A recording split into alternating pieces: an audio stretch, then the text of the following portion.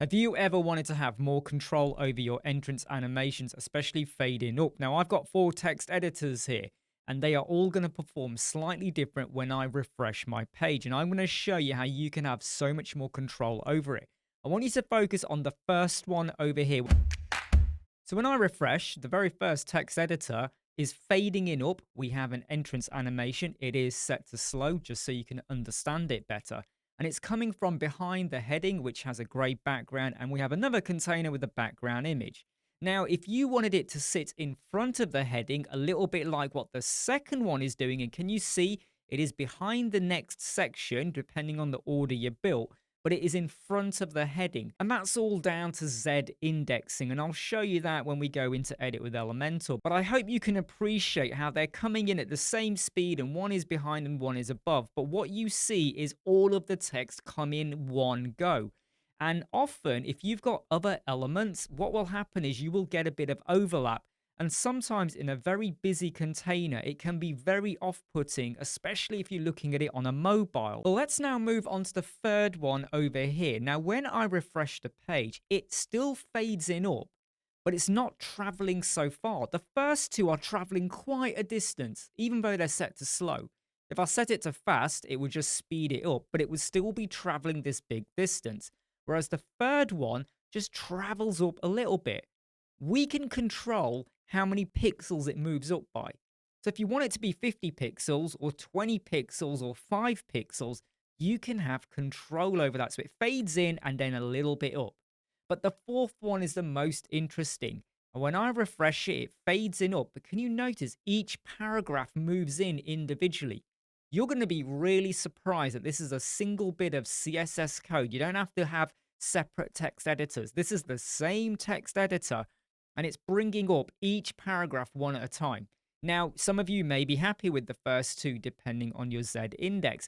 Others may want to have a bit more control, and others may like the staggered paragraph effect, and you can control the speed of that. Let's have a look at this with Edit with Elementor. So here's our first text editor. Remember, this is using basic motion effects. You go over to the Advanced tab, Motion Effects, and then you can see I've got Fade In Up for the entrance animation. There are a range of things you could go for. Fade In Up is kind of one of the most normal ones I see being used quite a lot.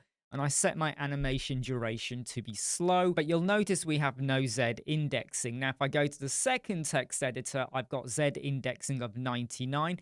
So that is why it sits ahead of the heading. So when we refresh the page, you will see it glide in over the heading, which was another element in the same container. This had exactly the same settings. Advanced tab, go to motion effects, and we've got fading up set to slow. That's your standard. That's what a lot of you are using day in, day out. But please remember, do not overdo entrance animations, because your website can get very noisy, very off-putting, especially for people with accessibility concerns or visual impairments. Now, the third one does not have any motion effects set. I haven't given it a class name because I just wanted to use the selector. Of course, if you were going to give your text editor a class name, go and replace the selector here with dot and whatever is your class name. And all you've got to do is drop this bit of code in. So this little bit of animation is the fadeInUpCustom. And over here, this is where I'm controlling how much it moves. So if I was to go and change that to be 240, it would move 240 pixels up as it's fading in up. I was quite happy with 40, and the difference that made compared to the first two is pretty significant. And if you want it to be slower, just go and change the duration here. I've set it to 1 second. You can make it quicker, you can make it slower. That's how simple that is. That is now going to allow you to fade in up with a bit more control. But I bet you want to see the fourth one, right? So again, we got a text, we have no class name, we have no motion effects set. We go to the custom CSS, and this is called the staggered enter animation. And here I'm only adjusting it or moving it upwards by 10 pixel. Make it bigger if you want.